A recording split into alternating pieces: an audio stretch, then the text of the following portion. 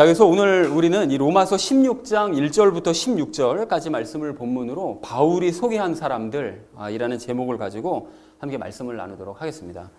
자, 우리가 그 지난주에 그 로마서 15장 말씀을 이제 모두 마쳤는데요. 그 마치면서 모두가 이제 15장 전체를 정리를 한 후에 그 마지막으로 이제 중보기도에 대한 이야기를 나눴습니다. 그 모든 수고를 하는 또 진짜 믿음을 가진 우리 성도들끼리는 서로가 서로를 위해서 중보기도를 해야 된다라고 말씀을 드렸는데 그 관련된 그 세 가지 이야기를 지난주에 나눴었거든요. 그 첫 번째로 나눴던 이야기가 무엇이었을까요? 중보기도를 왜 해야 하는가? 그렇습니다. 중보기도를 왜 해야 되는가? 그걸 우리가 알자고 그랬죠. 그 구약 시대와 신약 시대, 그러니까 구약 성경, 신약 성경을 이제 모두 살펴보시면 그 중보기도를 했다는 내용들이 굉장히 성경에 이제 많이 나오는데, 그럼 하나님께서 우리 안으로 아예 들어오신 이 신약 시대, 그러니까 은혜 시대를 사는 우리에게는 하나님께서 우리 안에 계시니까 무엇이든지 말씀드리면 다 하나님께서 이제 이루어 주시고 그 기도를 들어 주실 텐데, 우리가 왜 굳이 중보기도를 해야 되느냐? 왜 신약 시대 성도들은 서로를 위해서 중보를 했느냐? 그 이유를 우리가 지난주에 알아보는 시간을 가졌죠. 왜 기도한다고 그랬습니까? 하나님께서는 우리 안에 계시는 건 맞지만 우리가 그렇습니다. 믿음이 연약해져서, 우리 안에는 죄로 말미암아 믿음이 연약해져서 그 믿음이 흔들리는 경우가 있기 때문에 이제 그럴 때는 바울처럼 주변에 있는 사람, 믿음의 성도들에게 함께 중보기도를 요청을 해야 된다라고 말씀을 드렸습니다. 그러니까 우리가 믿음이 흔들린다는 걸 전혀 부끄러워할 일이 아니라고 그랬었죠. 우리 안에 죄가 있기 때문에 어쩔 수 없는 현상입니다. 그러므로 우리가 바울을 기억하면서 늘 서로가 서로를 위해서 이제 중보기도를 요청하자, 그리고 중보기도를 함께 하자라는 얘기를 첫 번째로 우리가 나눴습니다. 자, 그런가 하면 두 번째로 나눴던 이야기가 무엇이었을까요? 중보기도 시 무엇을 주의해야 하는가? 그렇습니다. 중보기도 할 때 우리가 뭘 주의해야 되느냐, 그러니까 뭘 주의해야 될 점을 알자 그랬는데요. 그 예를 들었던 것이 그 마가의 집에서 그 모인 사람들이 베드로의 탈옥을 위해 기도했던 그 사건을 이제 말씀을 드렸습니다. 그런데 그 사람들이 기도는 했는데 믿지는 않았죠. 그러니까 열심히 중보기도 해놓고 믿지는 않는 이런 어처구니 없는 일을 했다고 그랬습니다. 그래서 그 안에서 제일 어렸었던 로다만, 그 어린아이만 정말 그 믿음을 제대로 갖고 있었다고 말씀을 드렸는데, 우리는 중보기도 할 때 정말 주의할 점이 믿음을 가지고 중보하자, 그 말씀을 드렸습니다. 그리고 응답을 받으면 당연히 믿음으로 그걸 받아들여야 된다라는 얘기를 두 번째로 나눴습니다. 자, 그런가 하면 마지막 세 번째로 나눈 이야기가 무엇이었을까요? 무엇을 중보해야 하는가? 그렇습니다. 우리가 무엇을 중보해야 되느냐, 무엇을 중보해야 되는지 알자고 말씀을 드렸는데, 그 구약 성경과 신약 성경에 중보기도 했던 내용들을 쭉 살펴보니까 그 내용들이 전부 무엇이었죠?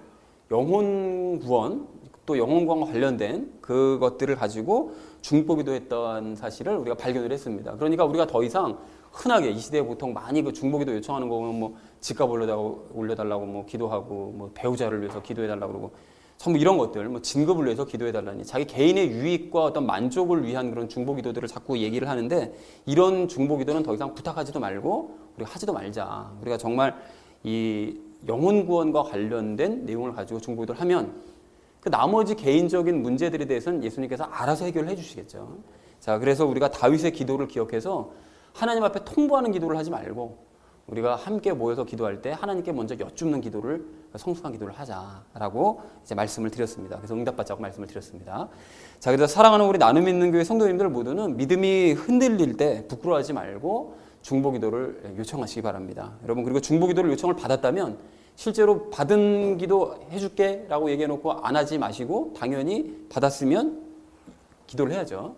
그래서 우리가 함께 응답받고 함께 기뻐하는 이 공동체 만들어 가시기를 다시 한번 주님의 이름으로 간절히 축원을 드립니다. 오늘 그 전체 주제를 먼저 이제 살펴보기 전에 우리가 먼저 좀 생각해야 될 게 무엇인가 하면 바로 이겁니다. 그러니까 오늘 본문에 기록된 그 명단, 우리가 다 읽어보지도 못했는데요. 그 쭉 기록된 그 16절까지 그 명단은 바울과 친분이 있거나 동역했던 사람들이거나 지금 동역하는 사람들, 이제 그런 사람들 명단입니다. 그래서 그런 사람들 중에서 또 로마에 거주하는, 지금 그 바울이 로마서를 기록할 당시에 로마에 거주하고 있었던 사람들의 명단이거든요. 그러면 왜 이런 사람들의 명단을 기록을 했느냐, 이 이유가 있는데요. 그 사람들 모두 한 명 한 명을 다 소개를 하면서 그 사람들이 바른 믿음을 가진 사람들이니까 그런 사람들과만 교제하라고 권면을 한 것이 이제 오늘 내용입니다. 그러니까 뭐 지금처럼 핸드폰이 있거나 이런 시절이 아니다 보니까 그 믿을 만한, 보증할 수 있을 만한 사람들 명단을 쭉 기록을 해놓은 거예요. 그리고 주변에 당시에는 그 교회가 한 곳에 모여서 예배 드리는 것이 아니라 가정마다 흩어져서 예배를 드렸으니까 주변에 이 명단을 말했던 사람들이 있으면 그 사람들은 정말 신용할 만한 사람들이니까 그 사람들과 더 교제 나누고 그 사람들에게 배우고 함께 그 사람들과 삶을 공유해라 라는 의미로 명단을 쭉 작성을 했다라는 것이죠. 자, 바울이 보증하는 사람들이라는 걸 확인할 수가 있습니다. 그래서 오늘 주제가 이겁니다. 바른 신앙인들과 그러한 바른 신앙인들과 너희는 교제하고 그들의 삶을 본받아라 라는 것이 이제 오늘 주제가 되겠습니다. 자, 그래서 이러한 주제를 그 내용을 전체적으로 이제 아시는 상태로 이제 각절 말씀 우리가 살펴볼 텐데요. 먼저 1절 말씀 우리 함께 읽도록 하겠습니다. 내가 겐그레아에 있는 교회의 종 우리의 자매 베베를 너희에게 추천하노니 라고 말씀하는데요. 이 교회의 종이라는 것은 보통 이제 많은 사람들이 뭐로 이해하는가 하면 집사였던 것으로 추정을 합니다. 교회에서 일했었던, 실질적으로 일을 담당했었던 집사였던 것으로 추정을 하고요. 그리고 베베라는 사람이 이제 어떤 사람인가 하면 이게 제일 처음에 나왔잖아요. 소개할 때. 그래서 이 사람이 왜 제일 처음에 나왔는가 하면 로마서를 로마에 전달한 인물로 알려져 있어요. 그러니까 바울이 썼던 그 로마서를 들고 로마 교회에 가서 편지를 전달한 그러니까 굉장히 중요한 역할을 감당한 자매였었던 거죠.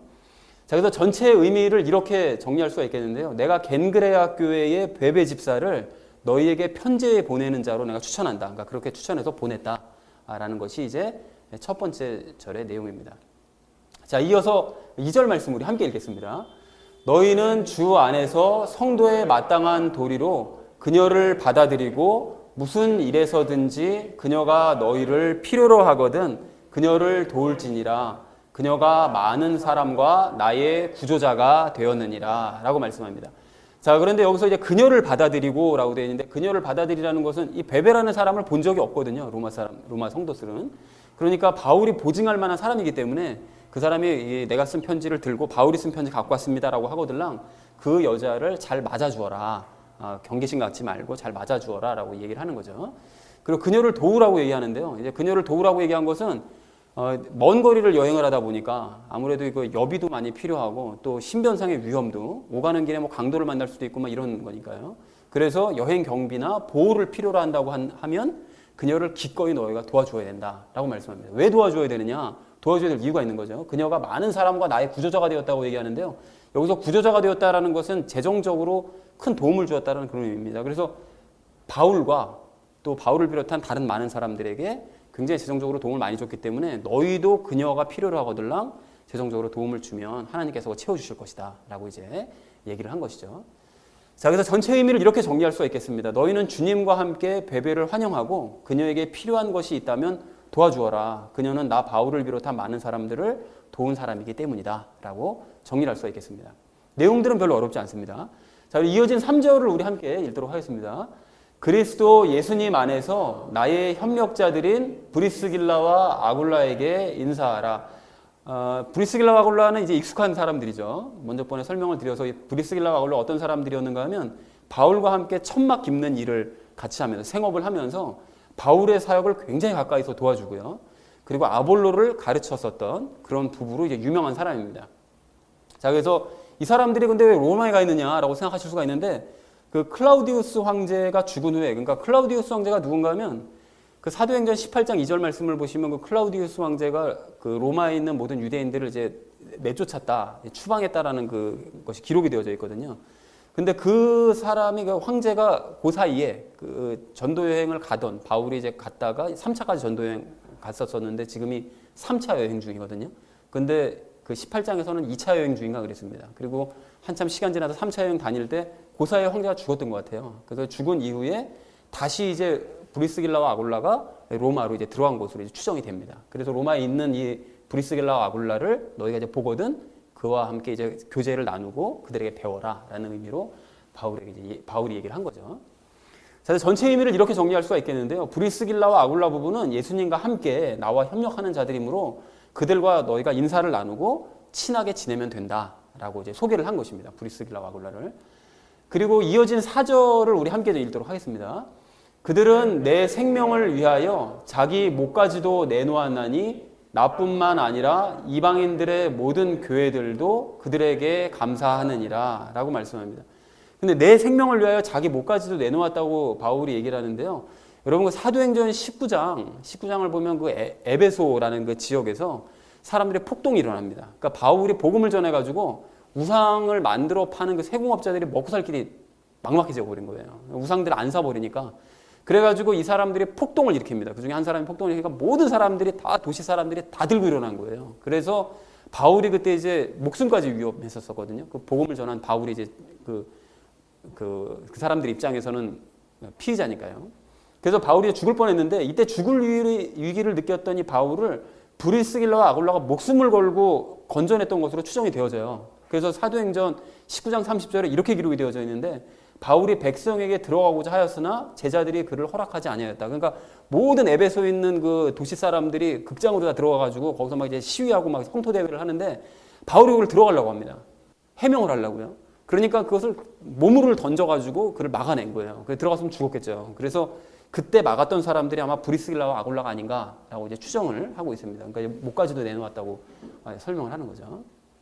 자, 그래가지고 그 바울뿐만이 아니라 그때 당시 바울도 그때 아무 생각 없이 들어가려고 그랬었는데 생각해 보니까 자기뿐만이 아니라 이방인들의 모든 교회들도 그들에게 감사한다. 안 그랬으면 이제 바울과 영영이 헤어졌었을 테니까요.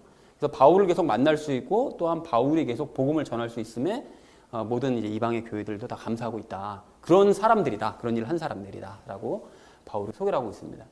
자, 그래서 4절 전체를 이렇게 정리할 수가 있겠는데요. 브리스길라와 아굴라 부부는 나 바울을 위해 목숨까지 내놓아서 나와 이방인 성도들 모두가 함께 감사하는 그런 부부다. 그러니까 더욱더 신뢰할 만한 사람들이니 너희는 그 사람들과 그 부부와 교제를 더욱 열심히 나눠라 라고 소개를 했죠. 자, 그리고 이어진 5절을 우리 함께 읽도록 하겠습니다. 또한 그들의 집에 있는 교회에도 인사하라. 내가 매우 사랑하는 에베네도에게 문안하라. 그는 아가야에서 그리스도께 첫 열매가 된 자니라 라고 말을 하는데요. 그들의 집에 있는 교회, 그러니까 브리스길라와 아굴라 집이 곧 교회였다라는 사실을 알 수가 있습니다. 그리고 그 교회에서 이제 예배를 드리기 위해 사람들이 이제 모였는데 그 사람들과 너희는 이제 친하게 지내라. 그러니까 인사하고 서로 통성명하고 그 사람들과 이제 친하게 지내라고 얘기를 하죠. 그리고 여기 에베네도라는 사람을 그 소개를 하고 있는데요. 그 사람이 아가야 지방에서 첫 열매가 된 사람이래요. 그런데 그 고린도 전서를 봐도 고린도 전서에서도 아가야에서 첫 열매가 된 집안이 있다라고 이제 소개하는 부분이 나오거든요.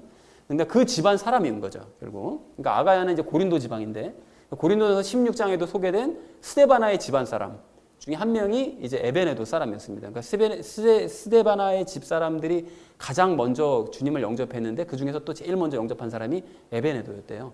그러니까 에베네도도 신뢰할 만한 사람이니까 너희가 그 사람과 친하게 지내라라고 얘기를 한 거죠. 자, 정리하면 이렇습니다. 또한 브리스길라와 아굴라 집에 모이는 성도들과도 너희가 친하게 지내고 고린도 지역에서 처음 믿은 에베네도도 믿을 만한 사람이니까 너희가 함께 교제를 나눠라 라는 것이 5절의 의미가 되겠습니다. 자, 이어진 6절을 우리 함께 읽겠습니다.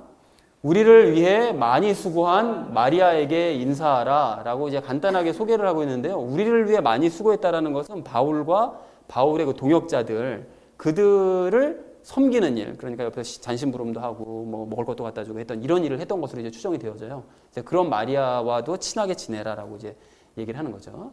자, 그래서 정리를 이렇게 할 수 있겠습니다. 나 바울과 일행들을 섬기느라 많은 수고를 했던 마리아와도 너희가 교제를 나눠라라고 소개를 하고 있습니다. 자, 이어진 7절 우리 함께 읽겠습니다. 내 친족이요 나와 함께 갇힌 자들인 안드로니고와 유니아에게 문안하라. 그들은 사도들 가운데서 주목받고 있으며 또한 나보다 먼저 그리스도 안에 있었느니라 라고 얘기를 합니다. 자, 여기서 친족이라고 얘기하니까 우리가 보통 이 바울의 친척인가 보다 라고 생각할 수 있는데 그 친척은 아니고요. 그 과거에 그 유대인들 9장서부터 11장까지 왜 바울이 그 유대인들에 대해서 얘기했었을 때 내 친족 얘기를 많이 했었잖아요. 그러니까 결국은 이 친족이라는 건 유대인들을 의미하는 거죠. 그러니까 그 안드로니고와 유니아라는 사람이 이제 유대인들이었다는 걸 알 수가 있습니다. 근데 갇혔다라는 것을 이제 어떤 사람들은 바울과 같이 함께 고난받으면서 감옥에 갇혔었다는 것으로 이해를 하는데 그렇다기보다는 그 그리스도 안에 갇힌 자라고 이제 바울이 서신서를 보면 종종 그렇게 표현을 하거든요. 나는 그리스도 안에 갇힌 자다. 그러니까 그리스도 안에 갇혀서 사도의 직분을 감당하고 있다. 이제 이런 표현을 많이 쓰고 있는데 같은 의미인 거죠. 그래서 이 안드로니고와 유니아라는 사람들이 사도들에게도 주목받고 있대요. 왜 주목을 받고 있을까요? 이 사람이 복음을 전하는 데에 대한 복음 전파에 대한 실력과 그런 열정이 있으니까 얘 사도에 버금갈 만한 그런 복음 전파자다라고 이제 주목을 하는 거죠. 이 두 사람에게. 그리고 이 사람들이 그리스도 안에 먼저 있었대요. 그러니까 바울보다 먼저 예수님을 영접한 사람들이다라는 사실을 우리가 확인할 수가 있습니다. 그래서 전체 의미를 이렇게 정리할 수가 있겠는데요. 나와 같은 유대인이요 예수님께 갇힌 안드로니고와 유니아에게 너희가 인사를 나누고 그들과 교제를 나눠라. 그들은 사도들에게 주목을 받는 아주 굉장히 훌륭한 자들이고 또 바울 나보다 예수님을 먼저 영접한 자들이니까 너희가 그들을 안심하고 신뢰하면서 그들과 교제해라 라고 얘기하고 있습니다. 자, 이어진 8절을 우리 함께 읽겠습니다. 주 안에서 나의 사랑하는 암블리아에게 인사하라 라고 소개하는데요. 뭐 따로 설명할 건 없어서 전체 의미를 이렇게 정리할 수가 있겠습니다. 예수님과 함께 사랑하는 그 암블리아와 너희는 인사를 나누고 교제해라. 뭐 어떤 일을 했는지는 잘 모르지만 이 사람도 인정할 만한 사람이니까 교제해라라고 얘기하고요. 자, 이어진 9절입니다. 함께 읽습니다. 그리스도 안에서 우리의 협력자인 우르바노와 나의 사랑하는 스다구에게 문안하라. 이게 한글말로 음차를 해가지고 번역하니까 이름이 좀 웃기긴 웃긴데요. 스다구라. 어쨌든 전체 의미는 이렇게 정리할 수가 있겠습니다. 그리스도와 함께 우리에게 협력하는 우르바노와 내가 사랑하는 스다구와 너희가 인사하고 교제를 나누라 라고 얘기하고 있습니다. 자, 이어진 11절입니다. 함께 읽습니다. 그리스도 안에서 인정을 받는 아벨레에게 문안하라. 아리스토블로의 집안에 속한 자들에게 문안하라 라고 얘기하는데요. 그리스도 안에서 인정을 받는다는 것은 예수님과 함께함으로써 사람들에게 인정을 받는 사람이 아벨레라는 사람이라는 것이죠. 그리고 그 아리스토블로라는 사람에게는 주목을 할 필요가 있는데요. 그 아리스토블로가 누군가 하면 헤롯 왕의 손자이자 헤롯 아그리빠와 형제예요. 그러니까 그 성경을 보면 헤롯 얘기가 굉장히 자주 나오는데 똑같은 헤롯이 아닙니다. 그러니까 예수님께서 태어나셨을 때 헤롯은 헤롯 대왕이고 그 다음엔 헤롯 안티파스고요. 그 다음에 바울이 활동했었을 때 당시 그 유대 지역을 다스리고 있던 왕은 헤롯 아그리빠였습니다. 그래서 이제 바울이 그 예루살렘으로 들어가고 난 다음에 헤롯 아그리빠와 이제 만나거든요. 그런데 그 헤롯 아그리빠와 형제였던 사람이 아리스토블로였던 거예요.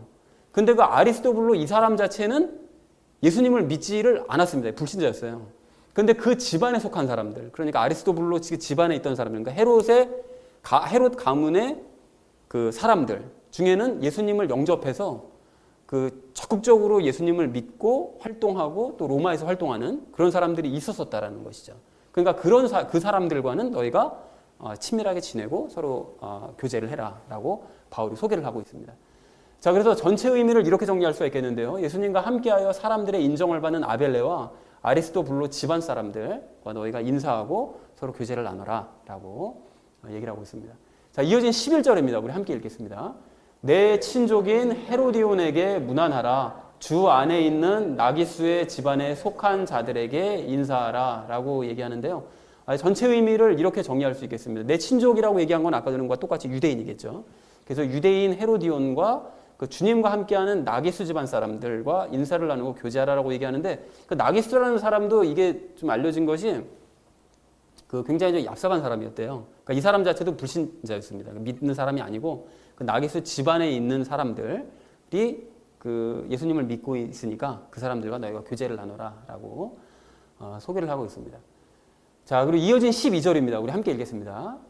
주 안에서 수고하는 드루베나와 드루보사에게 문안하라. 주 안에서 많이 수고한 사랑하는 버시에게 문안하라 라고 얘기하는데 이것도 전체 의미는 주님과 함께 수고하는 드루베나와 드루보사 또 주님과 함께 더 많은 수고를 감당한 버시와 인사를 나누고 너희가 교제하라 라고 얘기하고 있고요. 이어진 13절입니다. 주 안에서 선정된 루포와 그의 어머니 곧 나의 어머니께 문안하라 라고 말씀하는데 주 안에서 선정됐다라는 건 이제 주 안에서 이제 택함을 받았다는 거거든요. 근데 이제 루포라는 사람이 무슨 일로 어디에 왜 택함을 받았는가는 모르겠습니다. 그러니까 구원을 받았다는 뜻인지. 근데 모든 사람들이 다 구원받았는데 루포한테만 특별히 그런 얘기를 할 리는 없었어요. 정확하게 잘 모르지만 어떤 일에 선택되었는지는 잘 모르겠습니다. 무슨 의도로 말했는지. 근데 주목할 점은 루포가 누군가 하면 그 루포가 여러분 그 마가복음을 보면 등장하거든요. 그 마가복음 15장 21절에서 예수님의 십자가를 왜 구레네 사람 시몬이 졌잖아요. 예수님께서 지기 힘드셔야 될 때 옆에서 져줬는데 그 사람 아들이 루포입니다.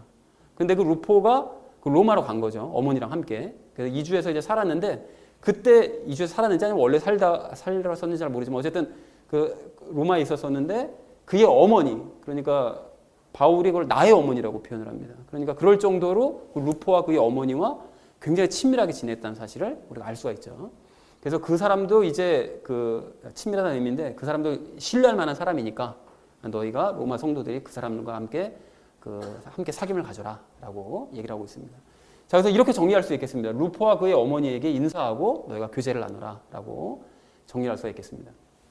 자, 그리고 이어진 14절을 우리 함께 읽겠습니다. 아순그리도와 블레곤과 허마와 바드로바와 허메와 그들과 함께 있는 형제들에게 문안하라 라고 되어 있는데 이것도 뭐 어려운 내용이 없어서요. 전체 내용은 아순그리도와 블레곤과 허마와 바드로바와 허메와 그들과 함께 있는 형제들에게 문안하고 그들과 이제 교제하라 라고 정리할 수가 있겠습니다. 자, 그리고 이어진 15절도 함께 읽겠습니다. 빌롤로고와 율리아와 네레오와 그의 자매와 올름바와 그들과 함께 있는 모든 성도들에게 문안하라 라고 말씀하는데요. 이것도 역시 전체 의미는 빌롤로고, 율리아, 네레오, 그의 자매와 또 올름바와 그들과 함께 있는 모든 성도들. 그러니까 아마 그 교회에 함께 있었던 그 교회 성도들이 있었던 것 같아요. 그러니까 그 성도들에게 문안하고 그들 다 신뢰할 만한 자들이니까 그들과 너희가 교제를 나눠도 좋다라고 이해하고 있습니다. 그리고 드디어 이제 마지막 16절 우리 함께 읽도록 하겠습니다. 거룩한 입맞춤으로 서로 문안하라. 그리스도의 교회들이 너희에게 문안하느니라 라고 이제 마지막으로 얘기하는데요. 여기서 거룩한 입맞춤이라는 것은 성도들이 만날 때 서로 이제 볼끼리 터치하던 그런 인사 방식입니다. 그러니까 지금 왜 그 프랑스 사람들 인사 방식으로 비주라고 그러면서 서로 이렇게 볼끼리 서로 맞대는 거 있잖아요. 이제 그 인사 방법을 얘기합니다. 그래서 왜 구약 시대 때도 이렇게 했던 것 같은데 우리가 얼마 전에 성경 공부했었을 때 왜 요압이 저 사람 죽일 때 수염을 붙잡고 이렇게 인사를 하려고 하잖아요. 이제 그때도 이제 수염을 맞잡고 볼을 서로 맞대려고 하다가 이제 죽여버리는 그런 장면이 나오는데 그렇게 서로 이제 볼끼리 서로 이제 터치했었던 그 인사 방법이 있었던 거죠. 그렇게 이제 서로 이제 문안하라고 얘기를 하는데 이렇게 16절 말씀을 정리를 이렇게 볼 수가 있겠습니다. 그러니까 이상 열거한 모든 성도들 너희가 이제 만나게 되거들랑 서로가 거룩하게 입맞추면서 인사를 하고 서로 교제를 서로 나눠라. 그리고 다른 많은 교회들도 로마의 성도들에게 이렇게 인사를 나누면서 문안을 하고 있으니까 너희가 많은 성도들이 너희를 위해 기도하고 있다는 것도 기억하고 그렇게 서로 함께 좋은 교제를 나눠라 라고 얘기한 것이 16절의 내용이 되겠습니다. 자, 그래서 내용은 특별히 어려운 것이 없는데요. 그래서 오늘 본문 말씀을 총 이렇게 정리할 수가 있겠습니다. 로마의 성도들아 너희는 편지 전달자인 베베와 나의 협력자인 브리스길라 아굴라 그리고 그 밑에 있는 쭉 열거한 이 모든 사람들 많이 수고하고 있는 이 사람들과 그리고 루포와 그의 어머니와 또 아순그리도와 블레곤을 비롯한 이 많은 사람들 이 모든 사람들과 너희는 거룩함으로 입맞춤하면서 문안을 하고 서로 교제를 나누라. 그리고 많은 교회들도 너희에게 문안을 하고 있다라는 것이 오늘 본문 전체의 내용이 되겠습니다. 자, 그래서 결론을 이렇게 맺어볼 수가 있겠는데요. 결론을 내리기 전에 먼저 우리가 질문을 할 것이 바울이 그러면 왜 자신과 친한 사람들에게 소개를 했을까? 아까 전에도 설명을 드렸던 것처럼 이 사람들과 이제 믿을 만한 사람들이기 때문에 교제를 나누라고 얘기한 건데 다음 주 말씀을 보면 그 17, 18절에서 그 거짓 선생들에 대해서 설명을 하고 있거든요. 그 사람들이 주요한 이유입니다. 그러니까 그렇게 미혹하는 사람들이 주변에 항상 너희 주변에 존재를 하고 있기 때문에 너희는 믿음이 좋고 말씀도 잘 알고 그 말씀을 잘 실천하고 있는 신뢰할 만한 신앙인들을 쭉 소개를 해준 거죠. 그 소개를 해주고 그렇게 소개한 사람들과만 너희가 교제를 나눠라. 다른 사람들은 의심 갈 사람들이 있으니까 내가 갈 때까지 그들과만 교제를 하도록 그러니까 보증할 만한 사람들 명단을 쭉 작성을 해놓은 것인 거죠. 자, 그래서 결론을 이렇게 맺어볼 수가 있겠는데요. 바른 신앙인들과 교제를 나누고 그들의 삶을 본받자. 그러니까 우리도 마찬가지로 주변의 사람들이 믿지 못할 이상한 사람들과 다 아무나 교제를 나눌 것이 아니라 정말 믿을 만한 사람들과 너희가 교제를 나누고 그들의 삶을 본받는 삶을 살아야 된다라는 것이 오늘 본문의 주제가 되겠습니다. 그래서 이렇게 말씀을 나눴다면 이제 나머지는 우리의 삶 가운데 적용을 하시면서 함께 말씀을 나누도록 하겠습니다. 자, 그래서 방금 제가 바울이 소개한 사람들은 이제 믿음이 좋고 또 말씀도 잘 알고 또 말씀을 잘 실천하는 사람들이라고 제가 이제 말씀을 드렸었는데요. 근데 이 사람들이 믿음이 왜 좋은 거냐? 이것에 대해서는 제가 곧 이제 증명을 해드리겠습니다. 그런데 이 사람들이 말씀을 잘 알았다는 것은 어떻게 알 수가 있을까요? 여러분 어떻게 알 수 있는가 하면 방금 말씀드린 대로 이어진 17, 18절 말씀에서 바울이 거짓 교사들에 대해서 말하고 있기 때문입니다. 즉 그런 사람들을 대적해서 말씀을 바르게 알고 가르칠 수 있는 사람들이 바로 아까 전에 말씀드렸던 브리스길라와 아굴라, 그리고 사도들이 주목하고 있는 그 안드로니고와 유니아 등등 그런 사람들이었었기 때문에 그 사람들을 언급하면서 소개를 한 거죠. 그러니까 그런 사람들에게 너희가 말씀을 배우고 그런 사람들과 말씀을 함께 나눠라. 그래야 너에게 유익이 있다라는 의도로 이제 얘기를 나눴다는 것을 봤을 때 여기 이제 얘기했던 사람들은 적어도 성경 말씀을 잘하는 사람들이었었구나라는 사실을 확인할 수가 있습니다. 그리고 또 바울이 언급한 오늘 이 굉장히 많이 언급한 사람들을 보면 말씀을 잘 실천하는 사람들이라는 것도 알 수가 있는데요. 여러분 오늘 본문 말씀을 보시면 아까 전에 그 뭐 베베는 로마서를 전달하고 뭐 누구는 사도들과 협력했고 또 누구는 목숨을 내놓기도 하고 또 일로 수고했다고 그러기도 하고 또 인정을 받았다고 하고 뭐 이런 여러 가지 얘기들을 봤을 때 이 사람들이 말씀을 열심히 실천하는 삶 가운데 실천하는 사람들이었구나라는 사실도 확인할 수가 있습니다. 그래서 우리가 이 사람들이 가지고 있는 그 세 가지 특징, 그 세 가지 특징에 기반해서 오늘 두 가지 이야기를 나누고 또 우리도 그런 사람들이 되어지기를 이제 소망을 하는데요. 그 바른 신앙인들과 교제하고 그들의 삶을 본받아야 될 우리가 오늘 첫 번째로 함께 나눌 이야기는 그 믿음이 좋은 사람들을 사귀자라는 것입니다. 여러분 오늘 본문에서 이 바울이 그 믿음이 좋은 사람들을 이렇게 쭉 열거를 해놓고 이런 사람들과 이제 교제를 나눠야 된다. 믿음이 좋은 사람들과 교제해야 된다라고 이제 얘기를 하는데 그럼 이 사람들이 믿음이 좋다는 것을 어떻게 알 수가 있습니까? 어떻게 확인하죠? 믿음이 좋다라고 써놓지도 않았는데 이 사람들이 믿음이 좋은지를 어떻게 알 수가 있죠? 여러분 그래서 그걸 확인하기 위해서 우리가 먼저 생각해야 될 것이 있는데요.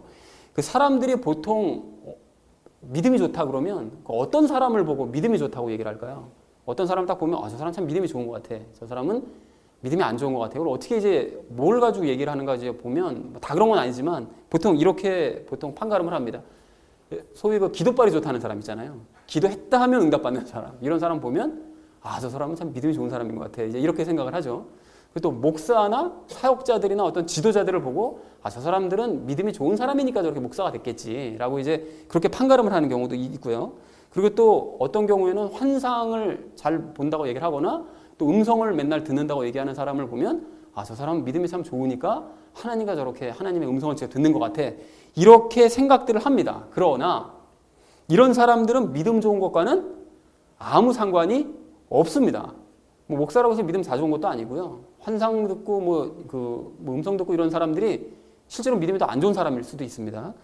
자, 그럼 어떤 사람이 그럼 믿음이 좋은 사람이냐? 그래서 로마서를 우리가 이제 다 나눴잖아요. 그래서 로마서를 다 나눈 우리는 이제 믿음이 좋은 사람이 어떤 사람인지를 말씀을 가지고 정확하게 정의를 할 수가 있어야 됩니다. 어떤 사람이 믿음이 좋은 사람이냐? 그러면 말씀을 인용해서 이런 사람이 믿음 좋은 사람이야 라고 정의를 내릴 수 있어야 되는데 이걸 정확하게 정의를 내리려면 여러분 믿음의 반대 개념을 생각해 보면 아주 쉽게 해결이 됩니다. 여러분 믿음의 반대가 뭘까요? 믿음의 반대는 불신입니다. 잘 알고 계시잖아요. 믿음의 반대는 불신이죠. 그러니까 믿음이 좋은 사람이라는 것은 당연히 불신하지 않는 사람. 그러니까 불신과는 거리가 먼 사람이 믿음이 좋은 사람입니다. 맞죠? 자, 그런데 불신은 또 뭐라고 그랬었죠? 다른 말로 불신은 곧 죄라고, 믿음 없음 곧 죄라고 말씀을 드렸기 때문에 믿음이 좋은 사람이라는 것은 다른 말로 얘기하면 죄와 거리가 먼 사람을 이야기합니다. 정리가 되시죠?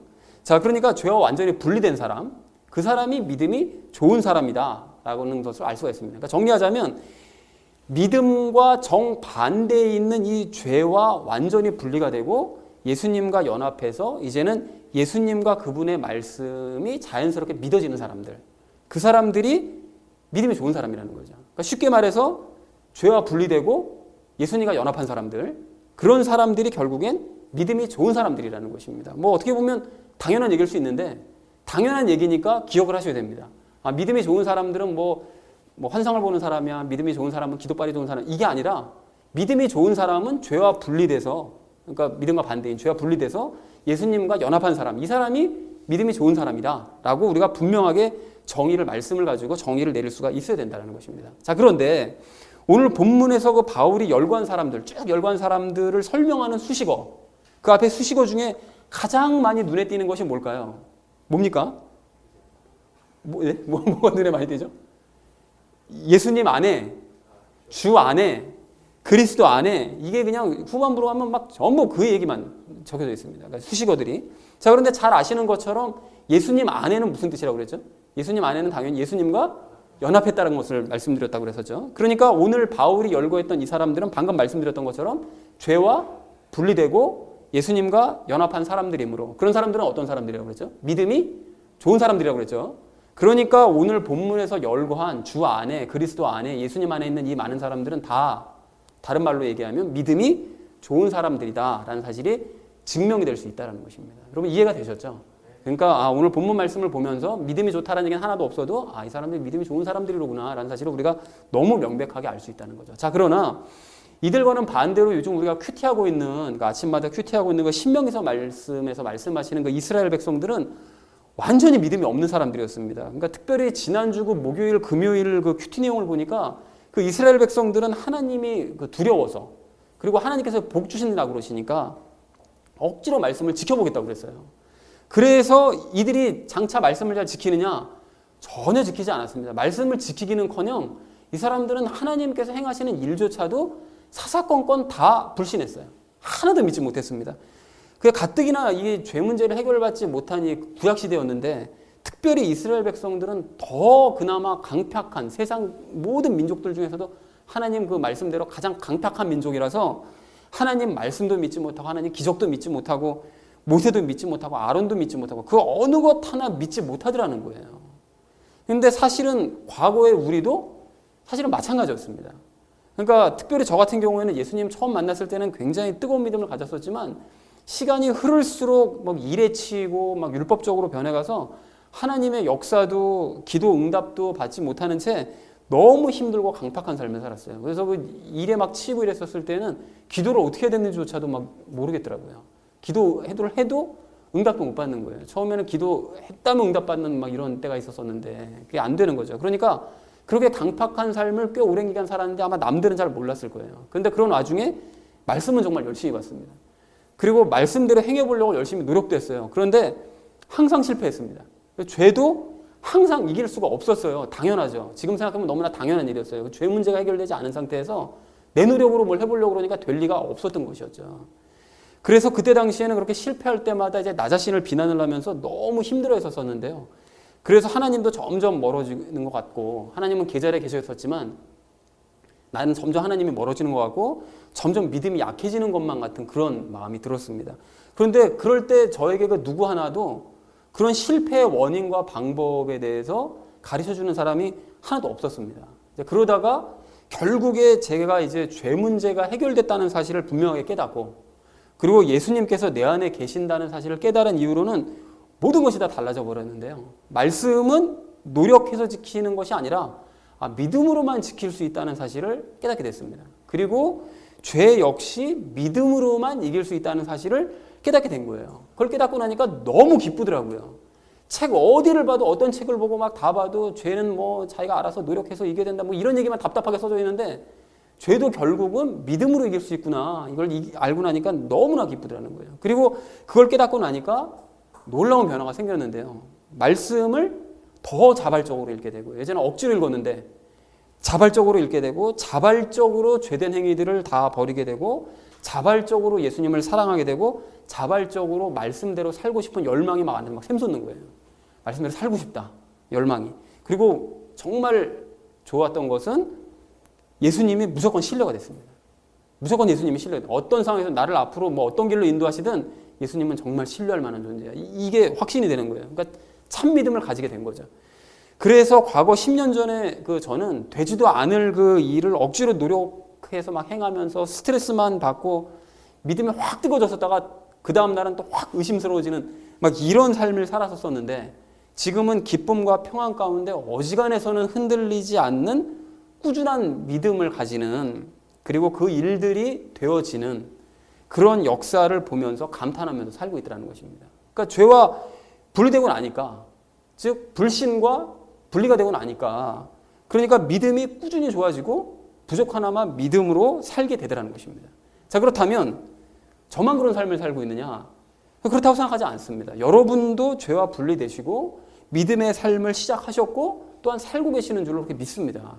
자, 그러니까 우리 모두가 감사하면서 우리 교회와 성도들에 대한 자부심을 갖기 원합니다.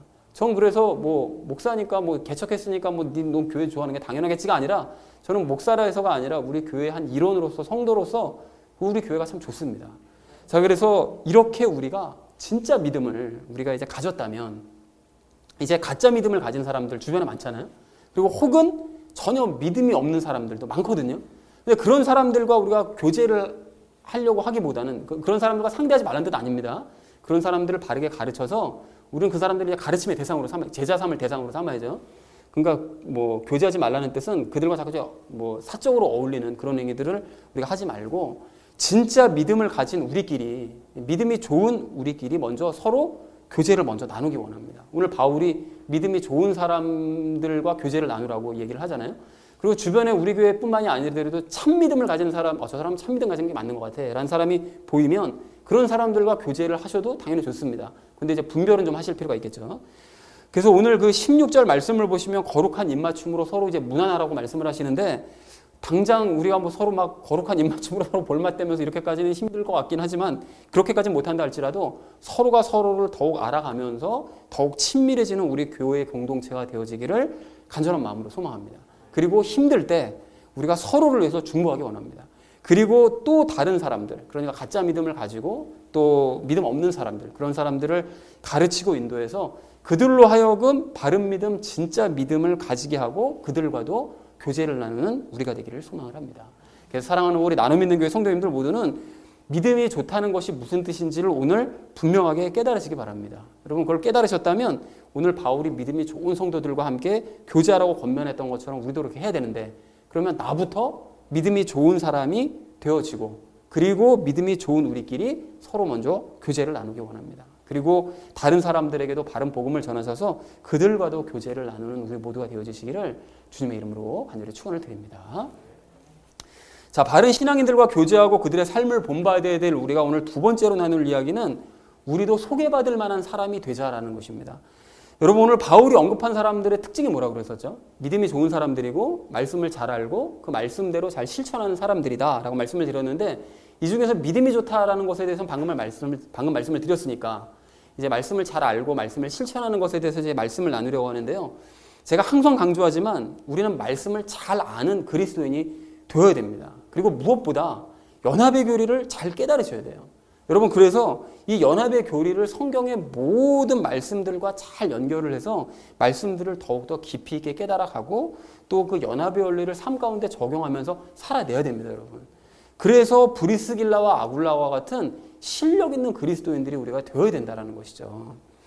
자, 그래서 지난주에 저는 이게 큐티를 하면서 그 신명기서 말씀에 그 이스라엘 백성들이 항상 안타깝지만 더 안타까운 마음이 들었던 것이 그 어떤 부분이었는가 하면 그 사람들이 그 하나님의 음성을 듣다가 막 두렵다고 그러잖아요. 두려워서 우리는 이제 더 이상 못 듣겠으니까 모세 당신께서 이제 듣고 우리에게 말씀해 이렇게 얘기하잖아요.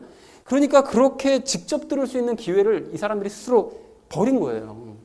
그리고 사람을 통해서 듣겠다고 얘기를 하거든요. 왜 그랬는가 하면 어차피 하나님께서 복 주시는 거 우리가 복만 받으면 그만이니까 주시는 말씀 우리가 직접 들을 필요 없이 그냥 모세를 통해서 그냥 듣고서 그냥 복이나 받아보려고. 그래서 하나님의 말씀을 직접 들을 수 있는 그 귀한 찬스를 걷어차버린 것을 생각하면 그게 너무나 안타까운 거예요. 뭐 내일은 아니지만 그게 너무나 안타깝더라는 거죠.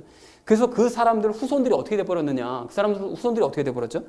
하나님께서 그 출애굽기 19장 9절에서 예언하시는데요. 모세에게 얘기하시는 그게 많은 사람들이 그냥 스쳐 지나가 버리는데 그래서 살짝 숨겨져 있는 그 구절인데 뭐라고 얘기하시죠? 앞으로 너희 그 후손들은 모세 너 말을 믿게 될 거다. 이렇게 말씀하시잖아요. 그걸 이제 많은 사람들이 기억을 못 합니다. 그 구절을. 그러니까 하나님의 말씀이 아닌 모세의 말만 믿는 거예요. 모세의 말만. 그러니까 그 후손들이 어떻게 되는 거죠? 그렇게 사람들 말만 열심히 사람의 말만 듣고 믿으니 모세의 말만 듣고 믿으니 하나님의 아들이 오셔서 말씀하셔서 그 말씀을 안 믿는 거예요. 그리고 모세 말만 믿잖아요. 그러니까 예수님께서 요한복음에서 너무 답답하시니까 너희는 내 말을 안 듣고 모세 말만 그렇게 듣는데 그 모세의 말을 듣는 너희가 나중에 심판받을 거다. 그런데 뭘로 심판받을 거냐면 모세가 한 그 말로 너희가 심판받을 거다. 이렇게 말씀하시잖아요. 하도 답답하시니까. 그러니까 이 사람들이 늘 모세만 외치고 그냥 받을 복만 외치더라는 것입니다. 그런데 더 안타까운 경우가 뭔가 하면 더 안타까운 사람들은 이러한 유대인들과는 피 한 방울 섞이지 않았으면서도 유대인들과 하나도 다를 바 없는 이 땅의 교인들이 더 안타깝더라는 거예요. 어쩜 그렇게 그들과 피 한 방울 섞이지 않았으면 그들과 똑같은 길을 가는가.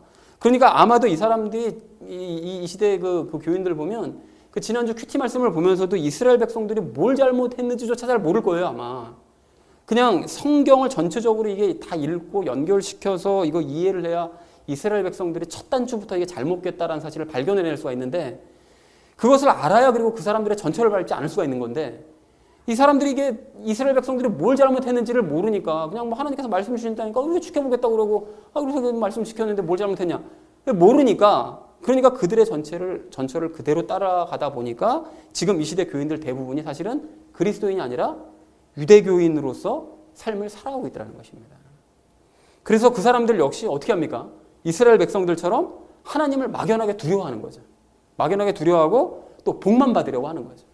그리고 하나님께 직접 음성 드리려고 하지 않고 사람을 통해서 목사 말만 드리려고 해요. 그러니까 사람을 통해서 말씀을 드리려고 하고 억지로 내 노력해서 말씀을 실천해 보려고 하는 이런 일들을 하더라는 것입니다. 그러니까 이스라엘 백성들과 똑같아요. 정말 다른 게 하나도 없이 똑같습니다.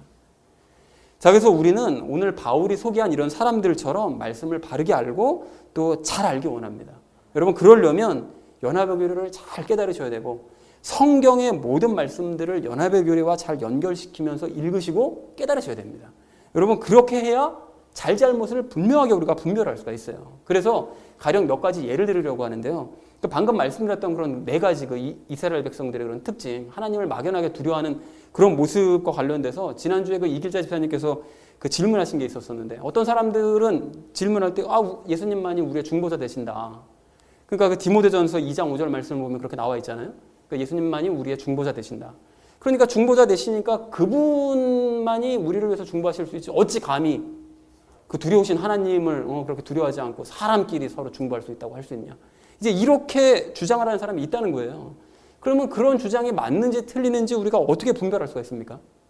연합의 교리를 기억하면 분별할 수가 있습니다. 그러니까 중보는 사실 우리가 하는 게 아닌 거죠.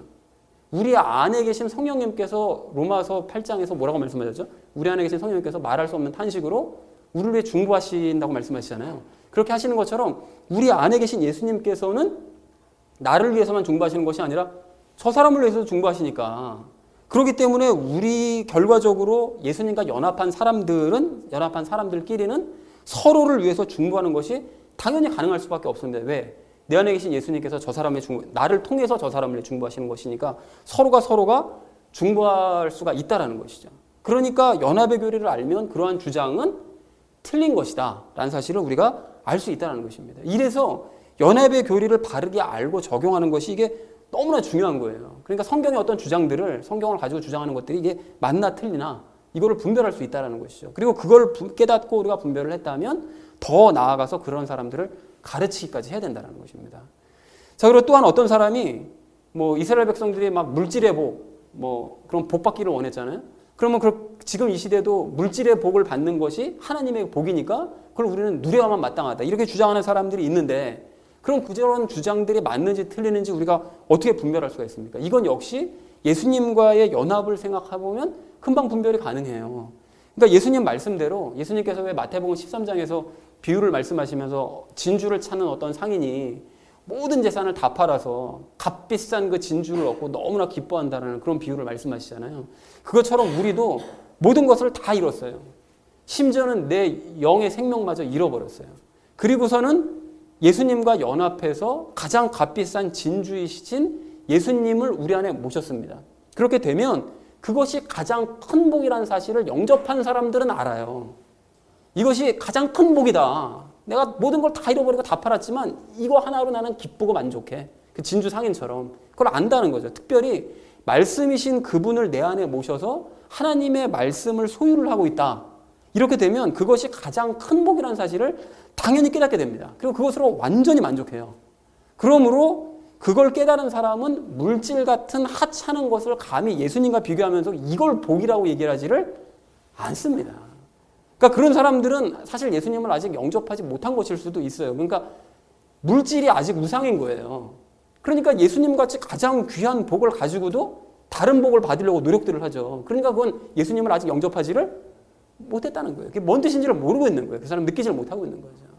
그러니까 분별이 금방 가능하다는 것입니다. 그러므로 물질이 그리스도인들이 누려야 될 복이라는 이런 주장은 완전히 틀린 것이라는 사실을 우리가 분별을 해야 되고, 우리는 그것을 또한 다른 사람들에게 가르칠 수 있어야 된다는 것입니다. 그럼 뭐 물질이 하나도 필요 없다는 얘기입니까? 이런 얘기 아닙니다. 그것은 필요한 것은 예수님께서 우리가 삶 가운데 필요한 것은 채워주시는 거예요. 복이 아니라 당연히 도구로서 채워주시는 거죠.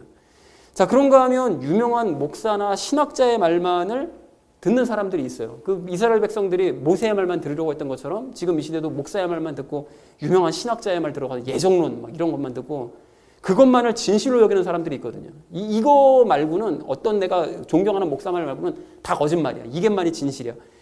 이렇게 하는 사람들 주장이 맞는지 틀린지 어떻게 분별할 수 있느냐? 이건 역시 연합의 교리로 당연히 분별이 가능하죠. 즉 우리와 연합해서 우리 안에서 말씀을 가르쳐 주시는 우리 성령님의 인도하심을 따라 우리가 성경을 직접 읽잖아요. 그리고 예수님께서 약속하셨잖아요.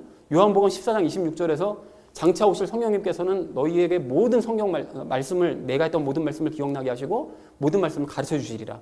이 말씀을, 이 약속을 우리가 기억을 한다면, 그래서 이 성경 말씀을 우리가 읽을 때 성령님께서 깨닫게 해주심을 따라 우리가 그 하나님의 음성을 직접 듣고 깨닫는 사람들은 그 깨달음만이 진실이라는 사실을 알아요.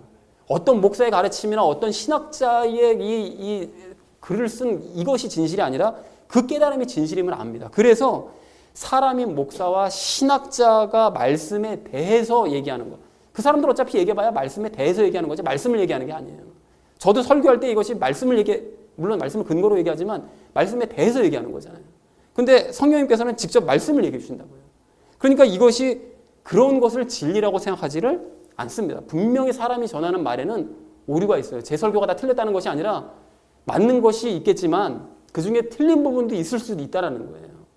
자, 그래서 모세를 통해서 말씀을 듣고 그 말씀만을 진리라고 믿었던 이스라엘 백성들과 지금 이 시대의 그 교인들의 모습이 똑같더라는 것입니다. 그러니까 우리가 이러한 사실을 깨달았다면, 성경 말씀을 직접 듣고 성령님의 음성을 듣는다면 이렇게 사람의 말만 붙들려고 하는 사람들을 바르게 가르칠 수 있어야 됩니다.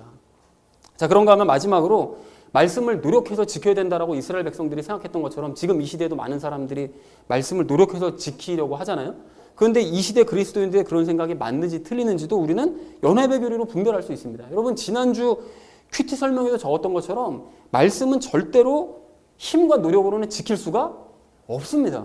이걸 지킬 수 있다고 생각하는 사람은 그리스도인이 아니에요. 그 완전히 성경 완전히 오해하고 있는 거예요. 그렇게 노력으로 여러분 증명할 수 있는 것이 뭐냐면 노력으로 지키려고 했던 바리새인들이잖아요. 그 바리새인들을 예수님께서 어떻게 하셨죠? 저주하시잖아요. 너희는 성경 말씀을 노력으로, 힘과 노력으로 지키려고 하기 때문에 저주하시잖아요. 그것만 봐도 우리가 분명히 알 수 있어요. 잊어서는 안 된다는 것이죠. 우리는 우리 안에 계신 예수님께 어떻게 됩니까? 우리는 말씀을 도저히 지킬 수가 없습니다라고 고백해야 됩니다. 그 이스라엘 백성들이 지난주 큐티에서 뭐라고 얘기하죠? 신의 산에서 하나님께서 말씀 주시니까 우리가 지키겠나이다 이러잖아요. 거기서부터 잘못된 거예요. 하나님 말씀 지네가 무슨 힘으로 지킵니까? 그러니까 신의 산에서 했던 그 고백을 우리는 뒤집어 엎어야 되는 거예요. 우리는 말씀을 지킬 수가 없습니다 라고 고백을 솔직하게 해야 되는 거죠. 그리고 예수님께서 저를 대신해서 저를 통해서 말씀을 지켜주십시오 라고 구해야 된다는 거죠. 그리고 그것을 믿으면 예수님께서 점차 나를 변화시키시고 그래서 언젠가 때가 되면 나를 움직이셔서 말씀대로 실천하게 하시는 것을 우리가 눈으로 확인할 수 있게 된다는 거죠. 그리고 이러한 사실을 우리가 깨닫고 경험을 했다면 노력해서 말씀을 지키려고 하는 사람들을 바르게 가르쳐야 된다는 것입니다. 그래서 이상에서 우리가 살펴본 것처럼 우리는 말씀을 바르게 깨닫되 연합의 교리에 기반해서 말씀들을 다 하나씩 깨달아 가야 됩니다. 그래서 잘잘못을 바르게 분별하고 잘못을 바르게 잡고 바르게 가르치는 일에 열심을 내야 됩니다. 여러분, 우리 모두 그렇게 되셔서 바울이 오늘 자신의 동료들을 자신 있게 소개를 했던 것처럼 우리 교회와 우리 각자도 누군가에 의해 자신 있게 소개되는 그런 교회요 그리스도인 되어지시기를 간절한 마음으로 소망을 합니다. 자, 그런가 하면 우리는 그 오늘 본문의 사람들처럼 말씀을 잘 실천하는 그리스도인 되어야 되는데요. 여러분, 그 오늘 본문의 그리스도인들이 행한 일을 보면 그 여자의 몸으로 로마서를 전달하러 로마까지 가요. 그러니까 이게 저는 성경에 정말 남녀 평등이 정말 여실하게 기록된 책이 성경이라고 생각을 하는데요. 남녀의 구별이 없습니다. 그 힘든 일을 여자가 하게 또 가게 내버려둬요. 또 그렇게 하게 합니다. 그러니까 로마로 그 편지를 들고 가고요. 또 남을 위해서 목숨을 내놓기도 하고요. 또 후원도 하고요. 많이 수고하면서 섬기기도 하고 서로 협력도 하고 그렇게 합니다. 그러니까 우리는 남을 위해서 목숨을 내놓는 일까지는 하지 못한다 할지라도 여러분 지난 12장에서 우리가 나눴었잖아요. 우리 각자가 예수님의 지체라는 사실을 우리가 기억하자. 그리고 각자가 가지고 있는 영적인 선물을 우리가 발견하자. 그래서 그 선물에 따라서 일하자라고 말씀을 드렸는데 그렇게 되어지기를 소망을 합니다. 그래서 가령 어떤 분은 로마서를 잘 공부를 하셔서 브리스길라와 아굴라처럼 가르칠 수 있을 거예요. 그래 가르칠 수 있을 것이고 또 어떤 분은 선교사나 굳은 일을 하는 사람에게 베베처럼 후원을 할 수도 있을 것이고요. 또 마리아나 드루베나와 드루보사처럼 몸으로 섬기면서 수고를 하는 일도 할 수도 있을 것입니다. 그리고 우르바나와 스다구처럼 누군가가 하는 일에 협력을 할 수도 있겠죠. 그 로마서를 전달했던 베베처럼 심부름을 할 수도 있을 것입니다. 그렇게 우리 각자가 달란트를 발견하고 그 달란트를 삶 가운데 어떻게 드러낼 수 있을 것인지를 여쭙고 그래서 말씀을 실천해가는 우리 모두가 되어지기를 간절한 마음으로 소망합니다. 사랑하는 우리 나눔 있는 교회 성도님들 모두는 지금 이 시대 교회들의 그 어두운 현실, 이 현재 상황의 어두움을 여러분 공감을 하시고 그리고 이러한 시대에 복음을 바르게 전해야 될 사명이 우리에게 있다는 사실을 여러분 깨달으시기 바랍니다. 여러분 우리를 통해서 제자 삼으라고 보내시는 거예요. 그래서 이 말씀을 우리가 더 바르게 배워나가시고 또한 내가 할 수 있는 일이 무엇인지 내가 남보다 더 잘할 수 있는 일이 무엇인지를 예수님께 여쭙고 실천하시기 바랍니다. 그렇게 하셔서 우리 교회와 우리 각자가 누군가에 의해 자신 있게 소개되는 그런 교회요 또 그리스도인 되어지시기를 주님의 이름으로 간절히 축원을 드립니다. 자 이제 말씀을 정리합니다. 오늘 바울이 언급한 사람들의 명단을 쭉 보시면 유대인도 있고 이방인도 있고 남자도 있고 여자도 있고 바울보다 예수님을 먼저 영접한 사람도 있고 또 나중에 영접한 사람도 있습니다. 또한 사회적인 지위가 높은 사람, 그러니까 헤롯 가문의 사람들도 있었고 또 그렇지 못한 사람들도 있었고 또 유명한 사람, 브리스길라와 아굴라 같이 유명한 사람도 있었고 또 무명한 사람도 있었습니다. 그러나 바울은 그러한 다름에 대해서는 일절 언급하지 않아요. 전혀 언급하지 않고 그들 모두를 다 그리스도 안에 있는 자들, 신뢰할 만한 자들, 그리고 교제할 사람들이라고만 소개를 하고 있습니다. 그래서 우리가 얼마 전에 나눴던 것처럼 그리스도인 사이에는 이처럼 어떠한 차별도 없는 것이 당연한 일인 거예요. 그러나 그 대신 그리스도인이라면 어떻게 됩니까? 믿음이 좋아야 되고 말씀을 잘 알아가지고 다른 사람 가르칠 수 있어야 되고 또 그 말씀대로 살아내야 되는 줄로 그렇게 믿습니다. 여러분 그래서 오늘 바울처럼 남들에게 자신 있게 소개를 해줄 만한 사람이 되고 또 교제를 나누게 해주고 싶은 사람이 우리 각자가 되어야 되는 거죠. 우리 모두가요. 자 그런 의미에서 저는 남들에게 소개할 만한 목사인가요? 네. 감사합니다. 이게 예상치는 못했는데 그래서 걱정될까봐 걱정되는데 그래서 우리는 서로가 서로에게 남들에게 자신 있게 소개할 만한 성도입니까? 여기는 아멘이 안 나와요. 우리 교회는 남들에게 자신 있게 소개할 만한 교회인가요? 네. 여러분 만약에 감사합니다. 근데 만약에 아니라면 왜 아닌 것인지를 우리가 고민하고 그 문제를 해결을 받아야 되는 것이고요. 그런데 맞다면 이제 남들이 자신 있게 소개할 만한 그런 저와 여러분이 또 우리 교회가 더욱더욱 되어지기를 간절한 마음으로 소망합니다. 사랑하는 우리 나눔 있는 교회 성도님들 모두는 오늘 바울이 소개한 성도님들처럼 믿음이 좋고 말씀 잘 알고 말씀대로 실천하는 성도님들 되시길 바랍니다. 여러분 그래서 믿음이 좋은 우리끼리 서로 먼저 교제를 나누고요. 또 사람을 바르게 가르쳐서 그들과도 함께 교제하고요. 그리고 무엇보다 말씀대로 살아내는 우리 그리스도인이 되어서 남들에게 자신 있게 소개할 만한 목사요, 성도요, 또 교회로 자라가시는 저와 여러분 되어지시기를 주님의 이름으로 간절히 축원을 드립니다. 우리 함께 기도하겠습니다.